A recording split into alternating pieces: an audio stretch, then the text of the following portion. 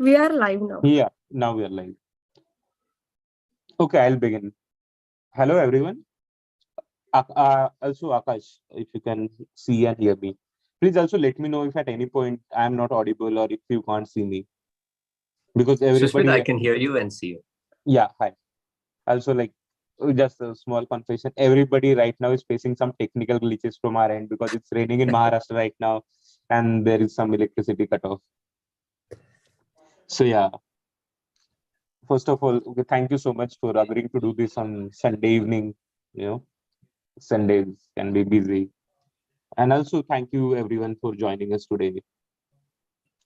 So, I'll begin with the title of talk. So, today, Akash has agreed to do a session with us on a talk that is titled From Bhima Ambadavekar to Bhimrao Ambedkar, Early Stages of Becoming Ambedkar. In the discussion of this talk, we will talk about the inspirational life of young Ambedkar, his personal growth, and how he came to be the man who left such a mark on modern India's constitutional, social, political, and religious landscape. And for, and for us, we have writer, author Aakash Singh Rathore. And before I introduce Akash, I'll just briefly go through the structure of today's program. So I'll introduce Akash, and then Akash will give a talk for roughly 30 to 45 minutes. Like I have attended Akash's talk before, and I know how passionate he is about Ambedkar and his writing and his life. So I think it's totally upon you, Akash, how much ever you want to take. And towards the end of the session, for last 15 minutes, we'll take questions from audience. Yeah, I hope that sounds good. And also about the language, we can keep it Marathi. Oh, I know you have been taking Marathi lessons, so probably today is the stage if you want to, you know, show your Marathi skills. Apart from that, we are comfortable in Hindi or English, whatsoever suits you. Okay, Yeah. I'll speak in English, but any Q&A can be in Hindi. Yeah, sure. So I'll quickly introduce Akash. Aakash Singh Rathore is a philosopher of international repute and the author of 9 books, including Ambedkar's Preamble, A Secret History of the Constitution of India, written in 2020. He has also edited over a dozen books, including Dr. Ambedkar's The Buddha and His Dhamma, a critical edition, and more recently, Dr. B.R. Ambedkar, The Quest for Justice, a set of 5 volumes. His Hegel's India was shortlisted for the non-fiction book of the year at Tata Literature Festival 2017. Professor Rathod has taught politics, philosophy, and law at Jawaharlal Nehru University, Delhi University, University of Pennsylvania, and Rutgers University. He's an international fellow at Ethos, Rome, and was previously a fellow at the Indian Institute of Advanced Studies, Shimla. Professor Rathod serves as a series editor for the 15-volume Free Thinking India book series and was the co-editor with Ashish Nandi of its first volume, Vision for a Nation. Beyond the pen, Professor Rathod is a top-ranking triathlete and has completed 6 Ironman races in the 5 continents. And if you want to reach out to him after session, if you have some questions, doubts, you can reach out to him on Twitter at the rate caps ASR underscore METTA, ASR Mitta. And on Instagram, he goes by at the rate Akash underscore Ironman. So I'll hand it over to you, Akash. And we'll keep ourselves on mute just to avoid any disturbances. So over to you. Thank you so much, Sushmit. Thanks for the kind introduction. And my thanks to Eklavya. It's an organization that I have deep respect for, and I'm proud to participate in, even in this small way, and looking forward to some kind of deeper participation in the future also. So I've been giving a lot of talks in person, and of course during COVID we were all on Zoom and online, and I have to admit, after the last 2 weeks of giving talks in person, I've become confused about how it's done online again. I'm going to have to relearn. There are a few things that I want to talk about today. Essentially about a crucial aspect of the development of Babasaheb Ambedkar from his youth to, what accomplishments he achieved for his community and with the support of his community that allow him to be the person that we all admire and adore today. But before we can get into that, there's something very significant that has occurred to me. In the past couple of weeks, I have been mentioning that my book, Becoming Babasaheb, which is now published, that this book is one of 7 books that have come out in the last 7 months. Mine, of course, a biography, and there's another pure biography by Ashok Gopal, which is called Apart and published by Navayana. So those are 2 biographies. And then there is Scott Stroud's book on Dewey's influence on Ambedkar, which he calls The Evolution of Pragmatism in India. And, if we see this as the influence of Ambedkar's period in New York upon the rest of his growth, we can place that side by side with another recent book called Ambedkar in London, edited by Christophe Jaffrelot and Santosh Das and others, that give the influence of the London on Ambedkar, and then interestingly, the influence of Ambedkar on London in the second part of that book. So 2 pure biographies, then 2 books, one dealing with Ambedkar's New York days and its impact, and Ambedkar's London days and its impact. And then we have Savita Ambedkar, her own autobiography, which was published decades back in Marathi, also in a Hindi edition, which I had actually the misfortune to read because that edition was very, very poorly edited, very poorly constructed. Now it has been translated into English and published by Penguin with an excellent translation by Nadeem Khan. And this autobiography has just been published recently. And then there's another book to mention, which is Saeed's book entitled Understanding B.R. Ambedkar's Annihilation of Caste. And then there's, of course, Shashi Tharoor's kind of biography and assessment of Ambedkar's legacy. So all of these 7 books have come out. And as I have pointed out over and over again, this is in a way a cause for celebration because it's a proper recognition of the importance of Ambedkar and his the emerging international appetite to understand more and more about Ambedkar. But we have to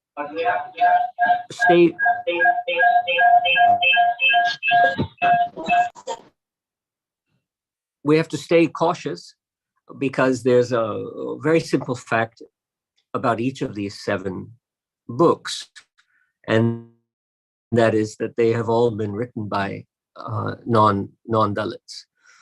Now, we have then a cause for celebration, the fact that these 7 books mark the reorientation of international academia and beyond toward the importance and legacy of Dr. Ambedkar. And at the same time, we cannot help but realize that the more books that are coming out by non-Dalit authors and editors means in some way the elbowing out of books to come out from people from the community itself.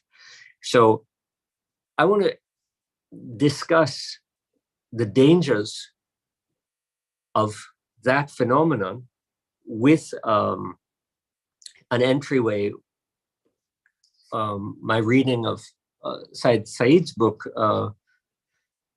Just the last few days, I'm reviewing it now, making a book review for the Hindu newspaper. And I thought I was going to be quite thrilled by this book because Said is a philosopher, much like myself.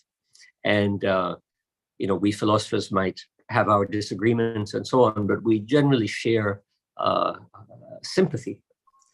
But to my surprise, I found that the introduction that Said has written to Annihilation of Caste is quite disturbing in one very crucial way. And keep in mind what I had begun with, that that this book and all of these books, recent books, have been drafted by non-Dalits. I'm just going to quote from page 4 of Said's introduction. My view is that his being Ambedkar, his own Dalit identity was ultimately incidental to his fight against the caste system. So the claim that Said is making here in the introduction to his book is that Ambedkar's identity, his identity as a Dalit, was incidental to his fight against caste. Now, I mean, that is very implausible, that sentence, just on the face of it. So one would expect immediately a kind of defense for that very improbable, implausible position. And Said, of course, goes on to defend his position. And he claims that, I'm going to read a little more, to reduce the firmness of his position, that's Ambedkar, the force of Ambedkar's rhetoric, and the intensity of Ambedkar's articulation to his personal experience is to reduce him as a person. So the idea that Said is arguing here is that if we reduce Ambedkar to his Dalit identity, then we are belittling him. It's a reduction. And on the other side, that far more strongly stated that Ambedkar's Dalit identity was incidental to his fight. And now to explain this further, Said goes, and just forgive me if I'm going too deeply into this, I think it will come clear very soon. Said states, my point here is simply that we must focus on the distinction between the essence of a person and his identity. And then Said explains what he means by this distinction. The essence of a person lies in his or her personality and character. Identity is a matter of how you place yourself or how others place you in a certain sociocultural taxonomy. Then the paragraph that really frightened me in Said's introduction, I'm going to read it now. The main reason for my emphasizing this is that it has become fashionable, sometimes these days in consequence of being politically woke, he puts the word woke in quotation marks, to privilege identity and experience as necessary conditions for speaking on behalf of someone other than oneself. All right. So I've introduced this because what Said is arguing here, number one, that Ambedkar's Dalitness was incidental to his fight against caste. In other words, it was just his essence, his character, not his identity, that motivated him. And two, that because of wokeness and the condition that is so common or prevalent today, that in order to speak on behalf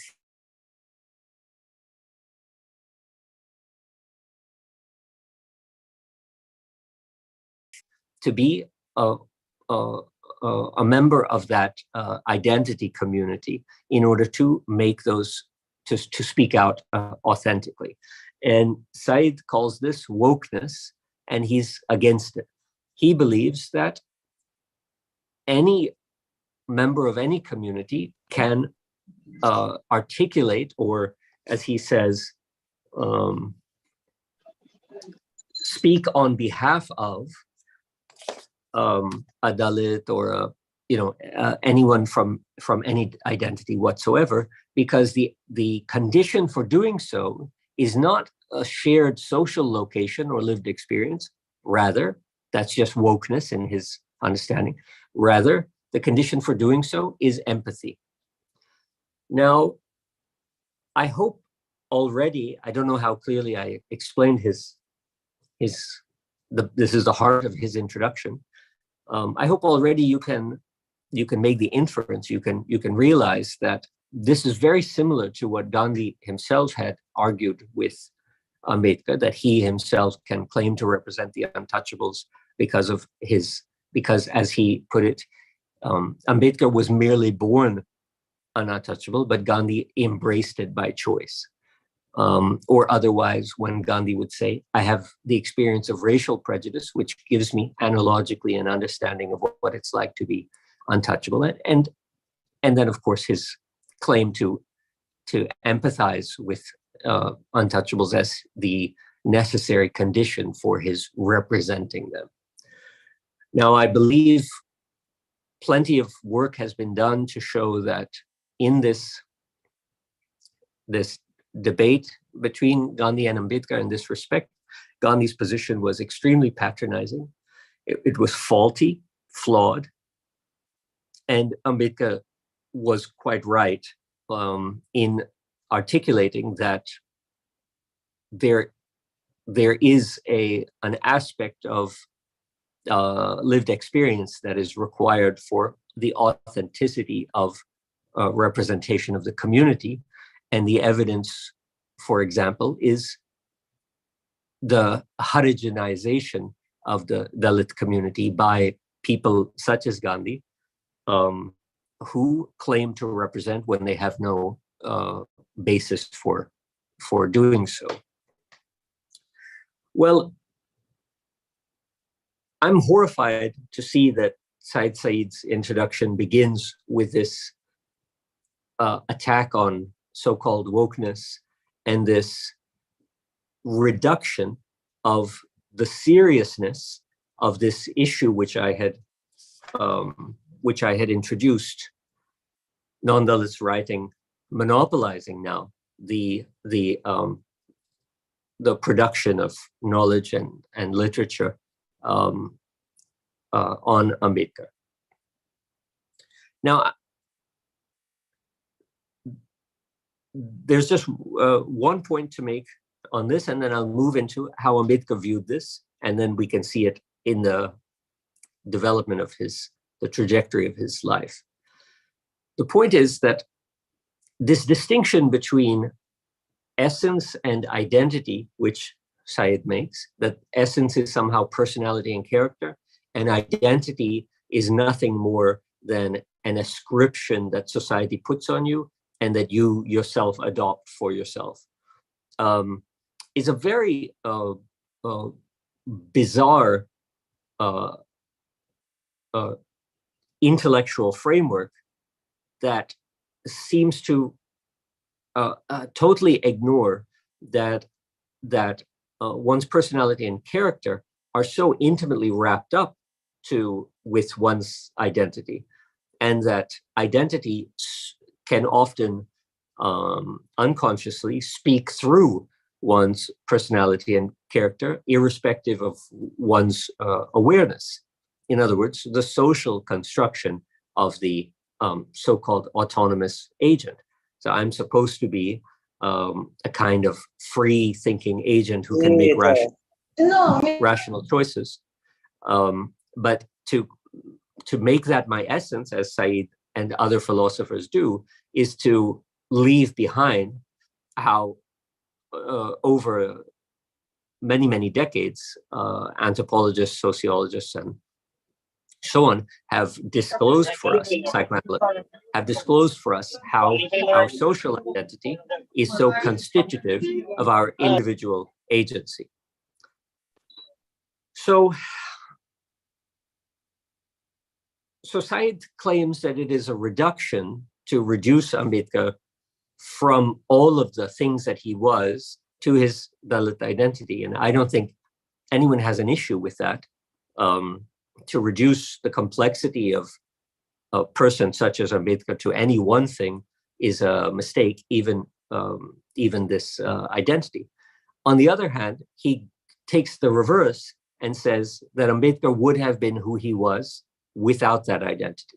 And that, I think, is to grossly misrepresent the function of social identity, social location, and lived experience in the not only choices available to a person, but also the choices that a person may take or make.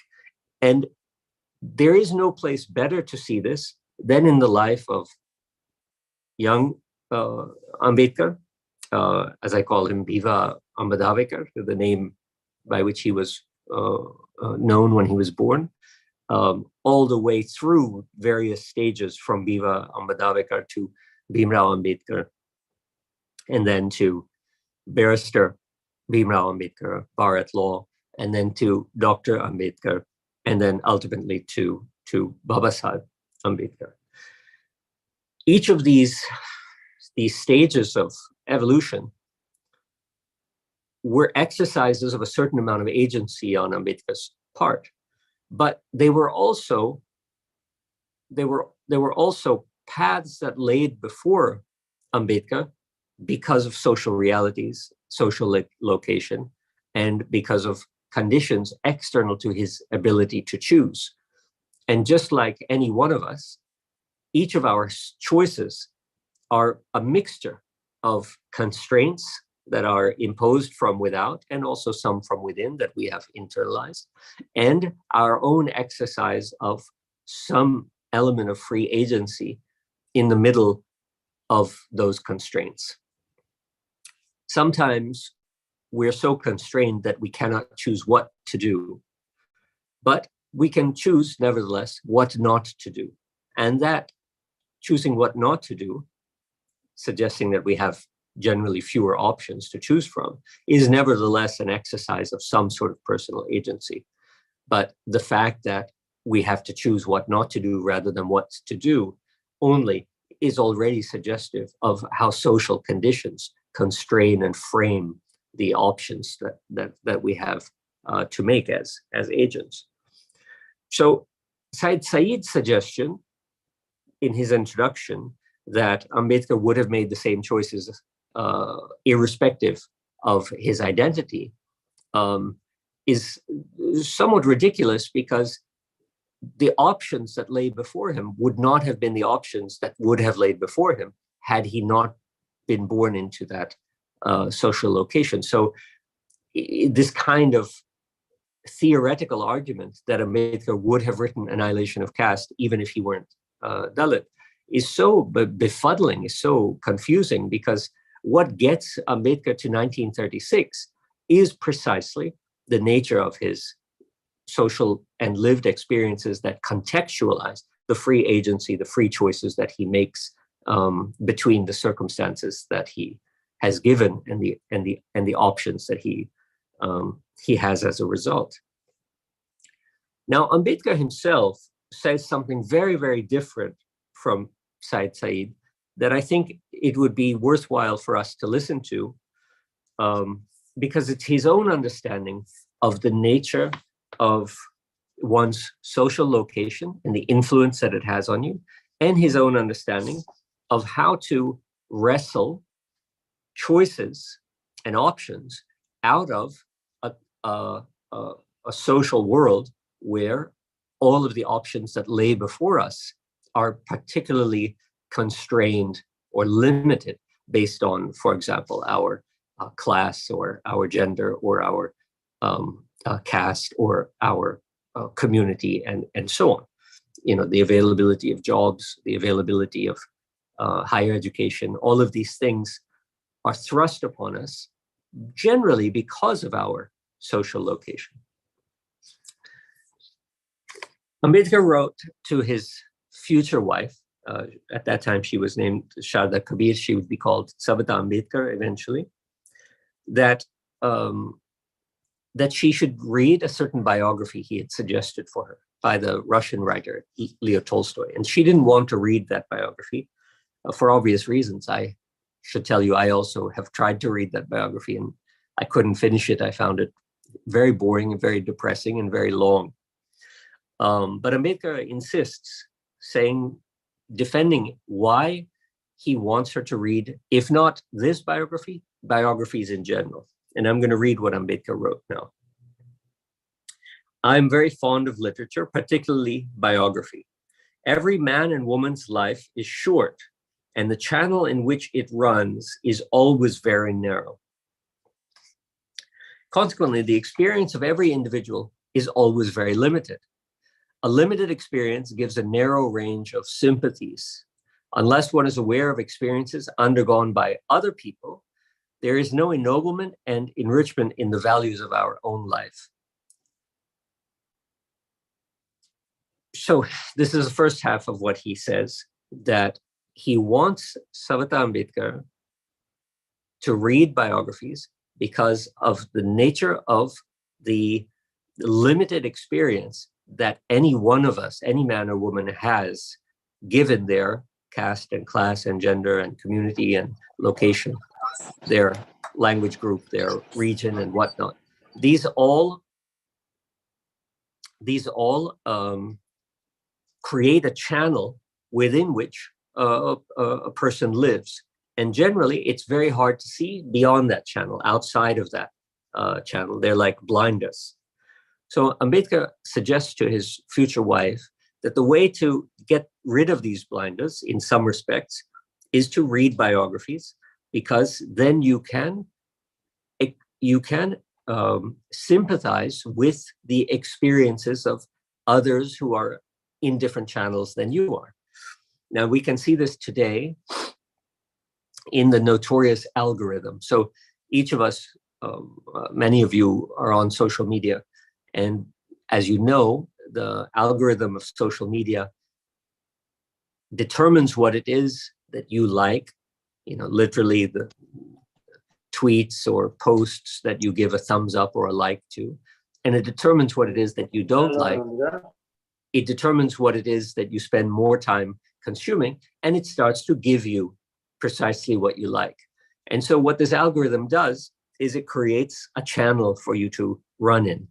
And the more time you spend on social media, the more your channel gets deeper and deeper, and it becomes more and more difficult for you to see what life is like beyond the channel of your own personal likes and predilections and experience. So in terms of reading, Ambedkar thinks reading biographies of other people, people who are unlike you, people who dislike you, people whom you might even dislike, will allow you to transcend the limitations of your experience. And of course, in social media, I think it is important always to try to follow people who have ideologies opposed to you, try to read tweets or posts by people you detest in order to see maybe what they're thinking. So at least you're kept current on what is going on outside and beyond your own algorithm that you've been put into. This is the first part of Ambedkar's argument. He continues, I choose what is worth choosing from any author worthy of perusal. So any biography, he chooses what there's worth choosing from that person's life.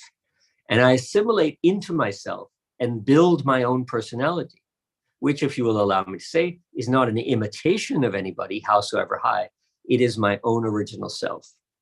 So the second claim that Ambedkar is making is that what biographies allow you to do is they present you with people who have achieved certain things that you might admire or appreciate, and they allow you the opportunity to understand how it was that they achieved those things. What was their thinking? What was their motive? What were their mechanisms, their techniques, strategies? And you take those things and you assimilate them into your own life. You make them part of how you're going to approach an issue. And he immediately wants to say, Ambedkar says, while I imitate many things from many biographies in order to construct myself, I don't want you to think that I'm an imitative person. Rather, this is how I construct an original self, because I take what it is that will be useful to me for the goals that I have in my own life. Now, I think what Ambedkar suggests here, both sides of it, that in order to transcend the limitations of your experience, you should read biographies so you can develop kind of sympathies and empathies with people that you don't value or don't understand, or that are outside of your algorithm, outside your class and caste, and so on.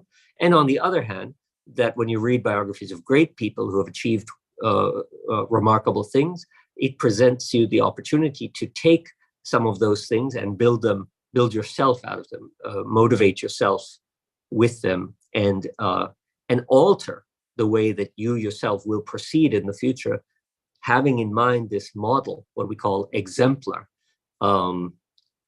that you have encountered in that biography. This, I believe, Ambedkar's position here is far more profound and significant than that which Said had argued in here, the distinction between essence and identity, and that that the identity is kind of irrelevant, and the essence, which is the personality and character, is the important part, and that that Ambedkar's personality and character would have been the same, irrespective of which identity community he was born into. That's just very naive, very silly, and I almost think it's conspiratorial. I mean, I'm starting to wonder why this was published by Permanent Black and in the Dangshu Mukherjee's book series with a foreword by Ram Guha. There's a lot of intellectual caliber put behind this book, a lot of institutional weight also. It's published in partnership with Shoka University and so on. And I almost think that this is kind of a frightening left liberal attack on what they see as identity politics of the emerging Dalit assertion. But that's all speculative. I don't know if that's what's happening, but I think when we see the difference between the way Ambedkar treats the possibility of the construction of the self and identity to the letter he wrote his future wife, and how Said, ironically a philosopher, speaks about identity construction, I think Ambedkar's is clearly more relevant, sophisticated, and accurate. Now, having said that, the whole point for me of writing this biography, and of doing so in a way where Ambedkar is treated as a person, where I discuss his personality, his character, what went behind the decisions that he made in the context that that were presented to him by chance, by luck, by social realities, and so on. I present Ambedkar as a person for a very specific reason. And that reason is because I think Ambedkar was right about what you can learn from biographies. When it comes to people who are not from marginalized sections, reading about Ambedkar as a human being, one that was born into average but difficult circumstances, and that through his tenacity, through his relentless efforts and struggles, and also through a lot of luck, he emerged to be the person whom we all celebrate today, and who inspires all of us today. But people not from the marginalized communities generally don't want to pick up books about Ambedkar. because they think that he's going to be just simply glorified, and there's going to be a lot of what they call identity politics, and that they're going to be insulted or feel left out or even triggered by what one finds in those works. But I've written this book for that audience to be able to freely enter into the life of this person, just as he had articulated to Bhiva Ambedkar, that it allows you to transcend the channel of your experience and enter into the life of Ambedkar as it was actually lived, and not in some glorified way that merely shows, in every case, his greatness and faultlessness and so on. The way I capture that is that this part of the book is not written for Ambedkarites, it's written to invite people to become Ambedkarites. But that's a very small part of the audience. On the other hand, the function of humanizing Ambedkar and showing his personality and character is really for people from marginalized communities, people who are facing extremely difficult circumstances today. So if you look at the world today, 2023, there are a limited number of jobs. There's reduction of each of our freedoms. Freedom of assembly has almost entirely disappeared. I mean, you try to go out and participate in a protest now, and you will, inevitably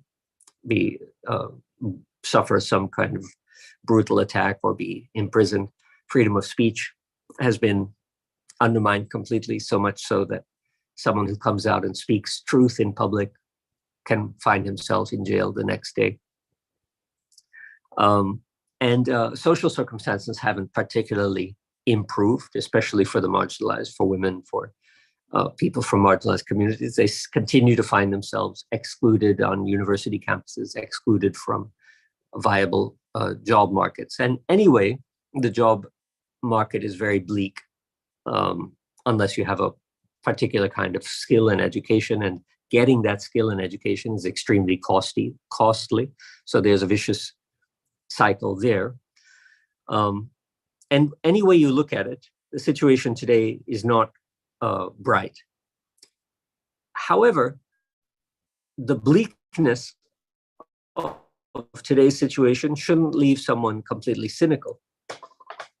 If you look at the life of young Ambedkar at the age of students today, which is what the period this book covers, what you will inevitably realize is that the situation that Ambedkar faced was just as bleak, if not more bleak, than the situation that young people face today. There were no more freedoms that Ambedkar enjoyed than that we are now seeing taken away. There were no more material. The material conditions were no better at that time than they are today. In fact, quite the opposite, probably. The amount of money that Ambedkar needed to continue on in his studies in London that he didn't have access to was 5,250 rupees. That 5,250 rupees forced Ambedkar to leave his education right in the middle and come back to India.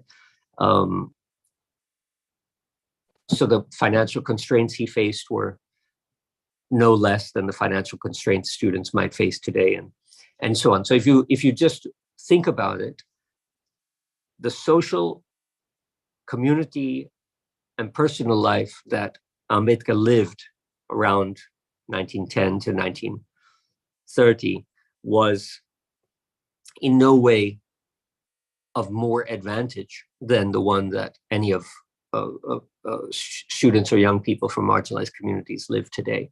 And yet, what one watches in his development from Bhiva Ambadavekar all the way through to Babasaheb is the negotiation of those difficulties, the tenacity, the persistence, and the eventual triumph, the very reason that we all look back and respect Ambedkar now.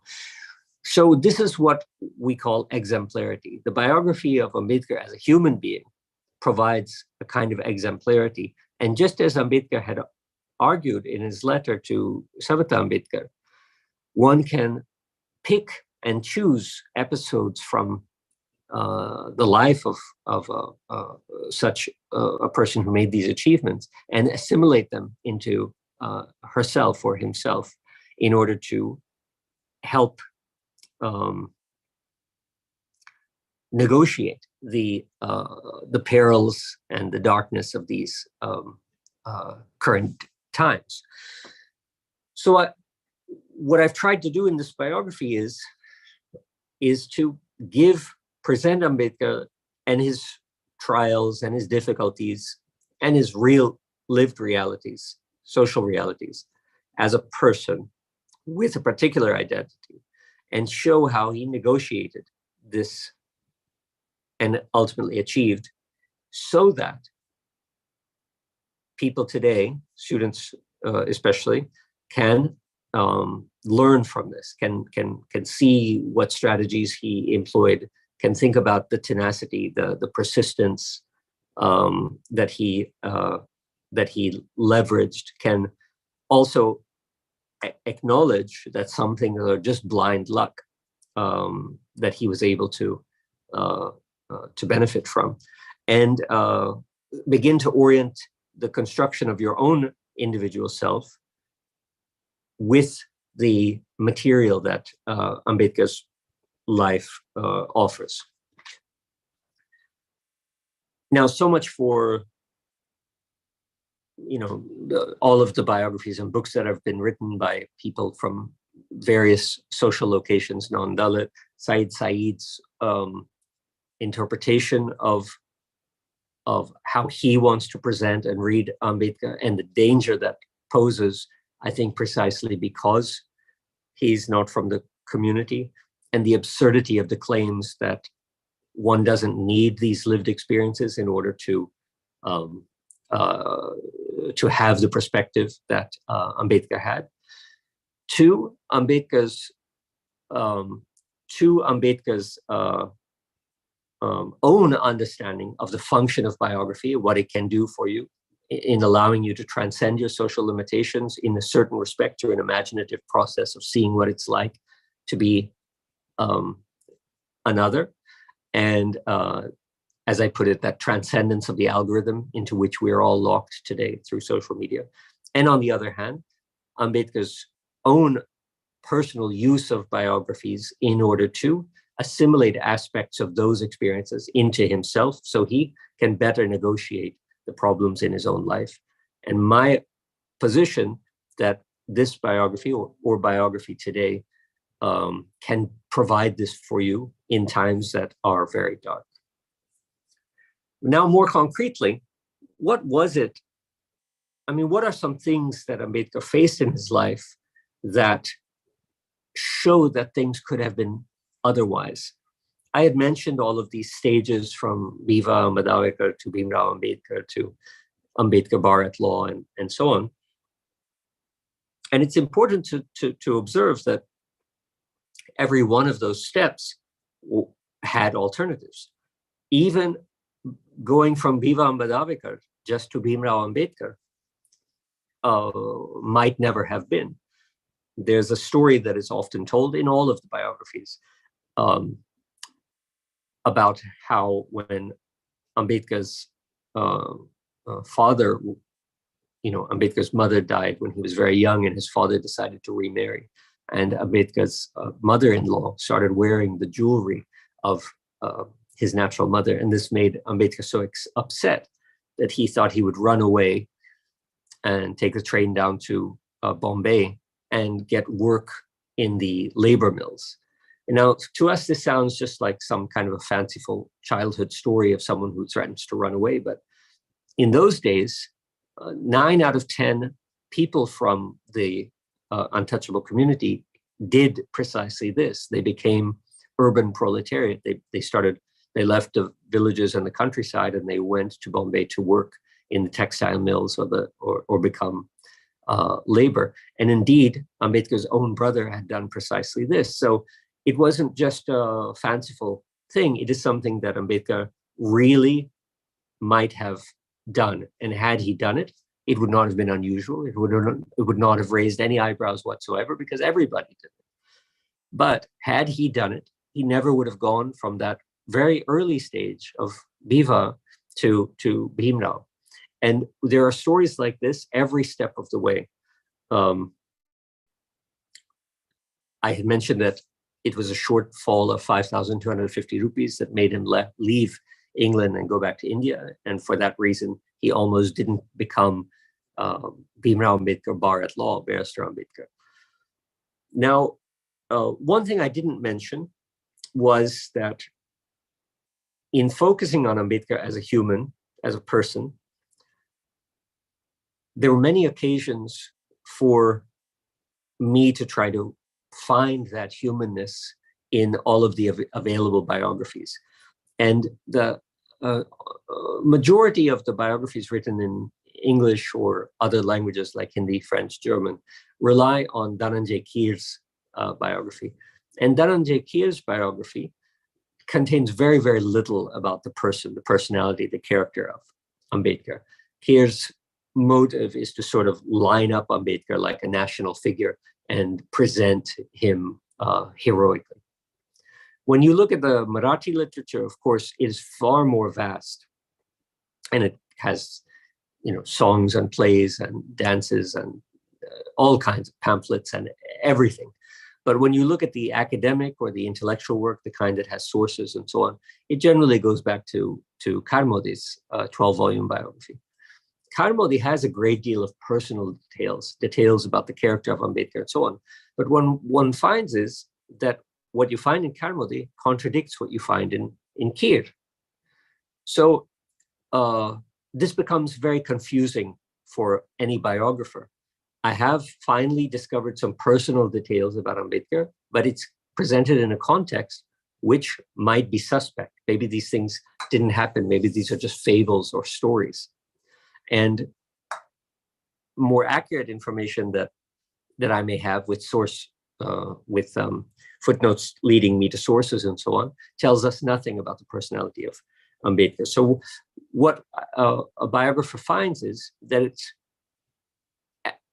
when trying to write and chart out the personal and inner life and character of Ambedkar, so that young people today have something they can grab onto and imitate, we don't really know what is true and what is not true. So what turned out happening was that a small project of writing a kind of personality-driven biography of Ambedkar turned into a very large 10-year project of trying to set the record straight with all of the existing literatures and archives and source material, what is true and what is not true, what can be verified and what is suspicious.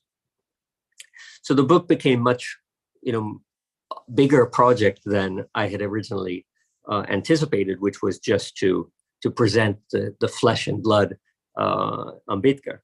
But in the process, many new things came out. One of them is correcting the record about when Dr. Ambedkar received his PhD, because all of the existing biographies, Keer, Karmodi included, claim that he received it in 1916. That's not true. He received his Columbia University PhD in 1927. And this makes a difference because we all hear a story about when Ambedkar returned to Bombay from London. Just as I had mentioned, he had to return because of shortage of funds in the middle of his law education. A kind of felicitation was thrown for him because he was the first from the Mahar or ex-untouchable community to have earned the PhD. Well, Ambedkar didn't show up, and there's a lot of speculation in the biographies why he didn't show up. But when you realize that he actually earned his PhD in 1927 and not in 1916, it becomes very obvious why he didn't show up. He didn't show up for a felicitation about his PhD because he didn't have a PhD. So, the process of correcting the record also told me a great deal about Ambedkar's character and personality. Any one of us could have just shown up and said, "Oh yes, I did this. Aren't I wonderful?" But he was too committed to first achieving the thing before he should be given any credit for it. Now, I've tried to introduce moments that suggest his movement from one stage to another. Babasaheb from Dr. Ambedkar is probably one of the most significant, and the book ends with that phenomenon. And it is basically the Mahad Satyagraha, the Mahad agitation. This is what turned Ambedkar into Ambedkar, or what turned Dr. Ambedkar into Babasaheb. And I'll just say one brief thing about it, and then we can open up for discussion. Mahad was unique because it was a campaign to drink water, and water is, the essence of life. It's a very public thing. Now, of course, it's being commodified and turned into an opportunity for private wealth once again. But in the past, it was recognized to be something very similar to public access, like a road. Now, when the depressed classes or untouchables attempted to agitate to walk down roads that they had been forbidden from walking down, basically all social reformers and the British government and so on would support them, because it's just a public thing. It doesn't matter if you've walked down the road in the past. You don't have to claim a history of doing so. It's a public thing paid for by public money, and so anyone should have the right to walk down that road. Well, water was seen in a similar way. And this is very different from temple entry, because temples, while they might receive some kind of public funds, since there is a public constituency that attends them, temples were always something sort of private, even if the religion was public. And it was difficult for people to force open temples to so-called untouchables. And when untouchables conducted kind of temple entry campaigns, the result was always very, very violent. So Hindu orthodoxy liked to appeal immediately to violence to keep untouchables out of temples. And Ambedkar understood that. But what he did not anticipate was that same violence that one experiences during a temple entry campaign would be perpetrated towards the untouchables merely for the act of drinking water. And this really opened Ambedkar's eyes in a new way. When they drank from the Mahad tank, they were met with such obscene violence, even murder, and a great deal of hospitalization.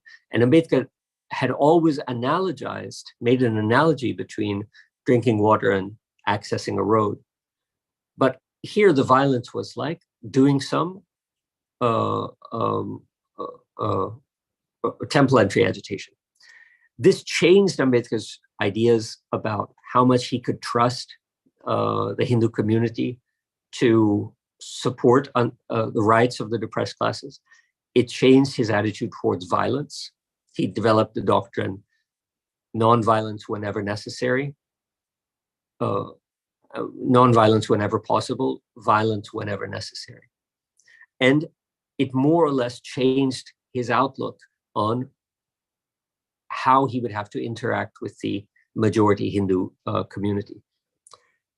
So Mahad was something that changed Ambedkar significantly, and everybody noticed. As I outlined in the book, you see that Ambedkar has already joined the Bombay Legislative Council, and he sits in one session. Then he goes for the Mahad agitation, and when he comes back, he's very different. And even people in the Legislative Council recognize this. They, in their own correspondence, they say, "What has happened to Ambedkar? He's changed." So I see, this last movement from Dr. Ambedkar to Babasaheb as something that happened via the Mahad Satyagraha, just as the other changes happened based on his education or his other kinds of experiences. All in all, I think this journey from young Bhiva Ambadavekar to Babasaheb, while it is historical and unique and probably never to be repeated, in its elements has something for each of us to take something for ourselves, especially in the current struggles that we face, that are in many ways very similar to those that young Ambedkar faced 100 years before us. All right, thank you so much for your attention, and I look forward to the discussion.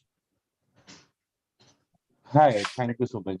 Thank you so much for all the food for thought and keeping us engaged with your thoughts and discussion.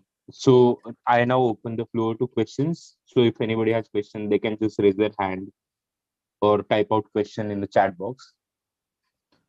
And until everyone else gets question, I have a couple of questions from Eklavya's end. So first question. So I think so right now, from whatever we have seen about Ambedkar's writing, right? So there are some 18 to 20 volumes available. But from what I have also heard from other resources, that there is so much more unpublished writing of Ambedkar that is just lying in archives or in personal libraries that is yet out to be public. What do you think about it? Is there some truth to it? Yes, there's some truth to it, but there's not as much truth to it as I would like. Most of the material that exists has been damaged to the point of no recovery. This is largely because of the apathy of the government, state, and of course the union government. But also, when the government does take certain steps, the people responsible have either not been able to get organized enough or have felt they're not empowered enough to take the necessary steps to preserve these precious documents. I've been in archives, Maharashtra state archives, that make me weep, because I'll see, a letter that Ambedkar wrote, for example, crumpled, folded on the floor to keep a desk from wobbling. I should have taken a photo of that, but I was just so appalled that I didn't have the mental capacity at that moment to take that picture. But so it's not as true as I wish it were, because most of the material has been destroyed. However, there are all of the Muknayak and Bashkrit Bharat and Janta and Samta, all of these editions are available. Ambedkar's letters, personal letters and correspondence are available. There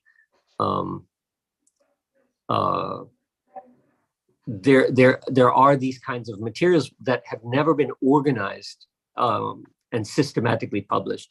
I use a great deal of translations from Marathi of Muknayak and Bashkrit Bharat, because they show a very unique side of Ambedkar that you don't see in the BAWS, Babasaheb Ambedkar Writings and Speeches. Those volumes show an Ambedkar who is very systematic, rational, argumentative, and so on, but not completely on fire like you see him in Muknayak. I mean, Muknayak is really some of the most exciting text I've ever seen by you would think being written by a Malcolm X or someone of that revolutionary orientation. And those, just none of these things have been systematically presented to the public, and I feel very bad about that. Yeah. So we are receiving a couple of questions. Some are in my DMs, so I'll just read out them. So one question that I get is like, so when you are developing your stories, so how do we develop your research attitude? So because all of us carry some sort of personal stories, narratives, but like, how do we take them in a very research aptitude way, so that it is also considered legitimate? That question, I think, has many layers, and I'm not entirely sure of which layer the author is coming from. I'll do the best I can. So let me say what I can say, which is how I write. I know my point at the end. I know what it is that I want to convey.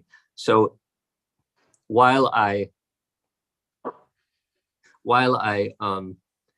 read out that letter that Ambedkar had written to Savita Ambedkar talking about the two functions of biography, I knew that I wanted to achieve those two functions in my biography of Ambedkar, because these are the two things he thought biography were of value for. Ambedkar himself wanted to write two biographies, and he said it in a very typical way of the way Dr. Ambedkar would speak. He said, I want to write a biography of a false Mahatma and a biography of a true Mahatma. So that means a biography of Gandhi and a biography of Phule. And so I wonder, what would he have written, had he written those biographies? What would he be trying to convey? It's a little mysterious, but I always know what I want to try to convey, and then I construct accordingly. Now, this is about influence on an audience. The question was about legitimacy. So when it comes to legitimacy, you basically are kept out. You're treated as illegitimate for two or three reasons. One is linguistic competence. So usually linguistic competence is not a main reason for keeping someone out. It's an excuse for an already decided an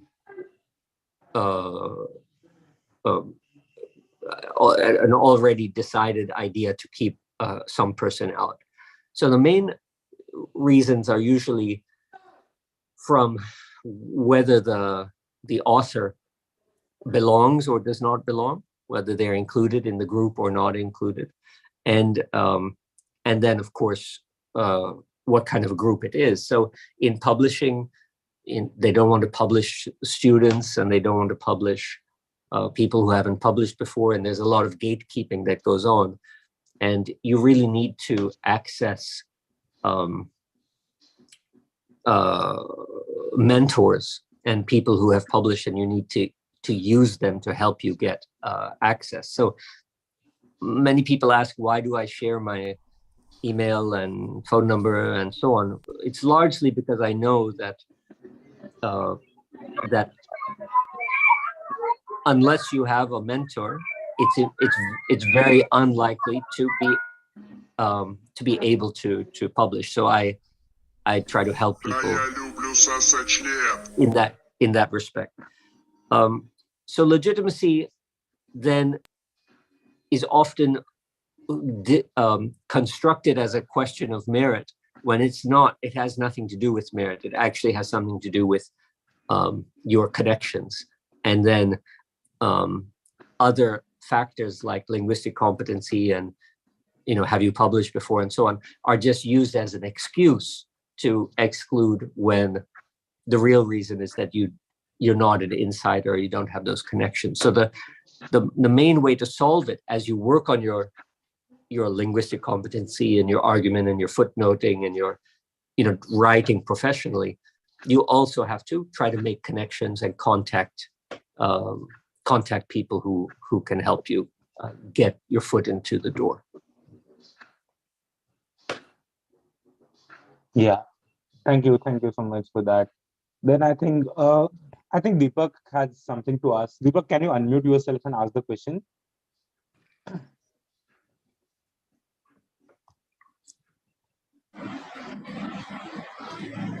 Hello. Hi. Okay, can you hear me? Yes. Okay, so I have two questions.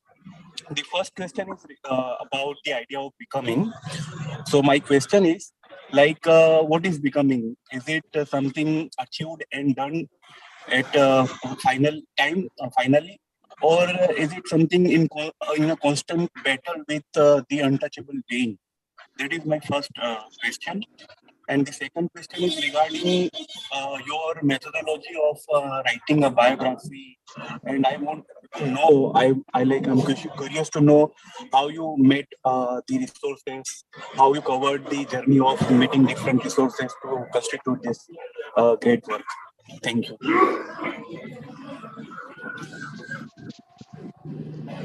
Thank you so much. So the idea of becoming is, of course, it comes from a few different sources. So one of them is Buddhist philosophy, and the ideas of impermanence and anatta that were very important to Ambedkar himself. The other, which comes more from my traditional background, is dialectical philosophy and Hegel. In Hegel's thinking, the German philosopher Hegel, what we call being, something that is actually nothing other than becoming, in the process of becoming what it is that we take it to be. Very similar in this respect to Buddhist metaphysics, but quite different when you understand it more systematically. So the idea of becoming with Babasaheb, becoming Babasaheb, was that this was a process that did not need to be the way that it turned out to be, and that it's important to capture what were the ingredients that made it turn out to be the way that we know it today. It was important because I had mentioned this Syed Said's, I think, ridiculous claim that Ambedkar didn't need to be a Dalit to achieve what he achieved. It's very common these days, as Ambedkar becomes more and more internationally written about, that the North American scholars are generating this kind of tendency that India sent America some unformed character, and America educated him, fixed him all up, and sent him back as Ambedkar. And the problem with this is that Columbia University, LSE, they've had innumerable thousands, maybe even tens of thousands of students, but only one Ambedkar. And so how is it that, what is the conditions that Чего were not, пиздишь, блядь? Мудак, пидорас, ебать. what are the conditions Ну that ты, сука, were, пидорас. that made Ambedkar unique, so that this formation of his education and so on would allow this perfect synergy between the raw material of Ambedkar and the academic imprint. Now, obviously, that's his lived experience. That's his social background. That's everything that he lived and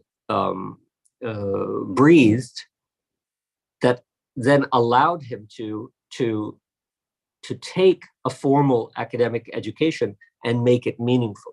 Because for the most part, people don't add anything to a formal education.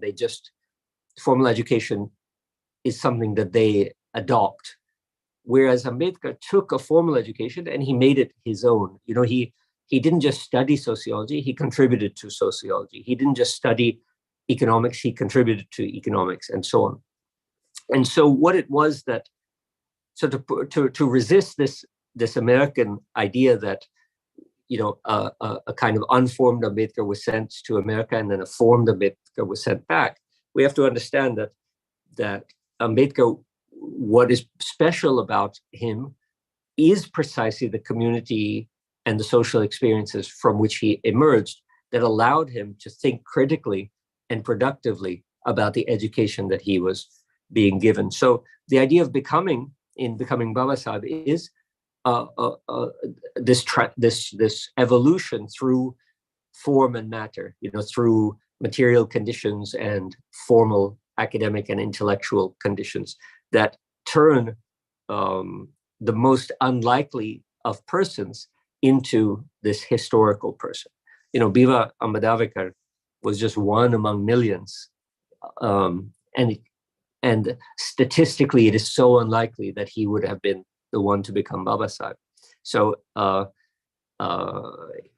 what's beautiful about that is that means it could be for any of us also, for any of you younger people. It's a statistically impossible for you, but it was possible for him, and it is possible for you. In terms of method, this is a lot of archival work, and this means going to the archives and digging up sources and being persistent and so on. And this is really, this is a point where you have to understand where the author's privilege comes in, because Karmodi, he wanted to go to New York and to London to find the answers about Ambedkar's education. When Karmodi made mistakes about Ambedkar's education, it wasn't because of a lack of trying. He did not have the resources to go to New York and to go to London and visit the archives and so on. That privilege I have, so I've been able to go to all of the archives all over the world, New York and London and Delhi and Aurangabad and Nagpur and Bombay and Baroda and so on and so forth. And so precisely because of the privilege of my position, able to access all of these archives.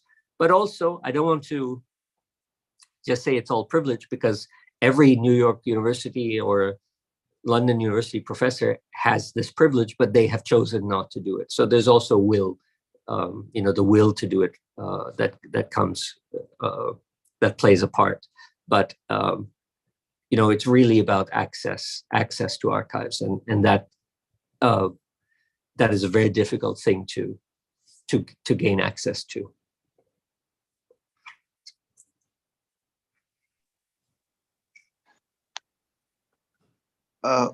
Sir, may I ask one question to you, sir? Am I audible, sir? Yes. Akash, sir, whenever I have got an opportunity to read John Rawls, I have found that that Dr. Ambedkar's ideas, John Rawls' ideas about social welfare, which was published around 1970. But Dr. Ambedkar has already practically imbibed those ideas in our constitutions in the form of Article 15 subclause 4 or 16 subclause 4 or Article 15 and 16. Then why wouldn't we give this credit of social welfare theory to Dr. Ambedkar rather than John Rawls? And my second question is about your book, that is Ambedkar's Preamble. I must say that is one of the finest book I have read on Ambedkar's idea. Recently, I have gone through with that book. In that particular book, you have also mentioned that Dr. Ambedkar has once remarked that women's in ancient India, the conditions of the women's were good, but later on it was deteriorated. So can you, sir, please specify at what point of time it was good, and at what point of time the positions of the women's were start to get deteriorated? Thank you, sir. Thank you. So what you mentioned about John Rawls, of course, I also try to explain in the liberty chapter of Ambedkar's Preamble that what Rawls had achieved at a merely academic level, Ambedkar had actually achieved at a constitutional and real level. But this is a concept that is not easy to understand. Ideas are not free floating. Ideas occur, emerge out of institutions and get perpetuated, and they have currency because of institutions. And the reason that Rawls is credited with intellectual innovations that were actually already historical implementations 20 years earlier by Ambedkar is precisely because of institutions. So Rawls was a professor at Harvard. He had all of his students placed at the most prestigious universities like Harvard and Princeton and Yale and Stanford. All of Rawls's students became the leading academics of the Ivy League universities in the United States. And this creates institutional kind of foundation for what ideas are important and what ideas are not important. they start journals, and those journals become the hardest journals to publish in, which means that the knowledge contained in those journals takes on an elevated position and so on.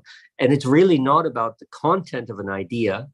It's about all of these institutional trappings that make the idea seem more precious, more original, more whatever than it actually was. So, a mere historical event is very different from knowledge production, because knowledge production is institutionally grounded and founded. So that's just, that's the way it is. There are probably, we can look at it and complain, but at the same time, if you look at my own work, like Ambedkar's preamble, which you had mentioned, there are probably little pamphlets in all kinds of languages, certainly in Marathi, that make the kinds of claims that I make in my book. And everyone appreciates my book, but you appreciate it because it's published by Penguin in English, all properly cited, by a legitimate author and so on. It has all of these institutional trappings, just like a John Rawls idea, whereas much of what I produced is probably already existent in Marathi literature before me. So, I can complain about how John Rawls gets credit where he shouldn't, but when institutions produce knowledge, the same is true. I get credit when I shouldn't, so this is just the way that the system works, quite unfortunately. Now, I think you need to go and look at revolution and counter-revolution in ancient India, along with the, is it called Rise and Fall or Decline and Fall of the Hindu Woman? So these are two works of Ambedkar where he kind of attempts to make that argument. But its essence is that in early Buddhist principalities, so like princely republics, there was a far more egalitarian orientation for the gender issue than when these Buddhist principalities or princely republics were overtaken by Hindu princely states. So this is his argument. We would have to look at how historically accurate this is. Two people, Nivedita Menon and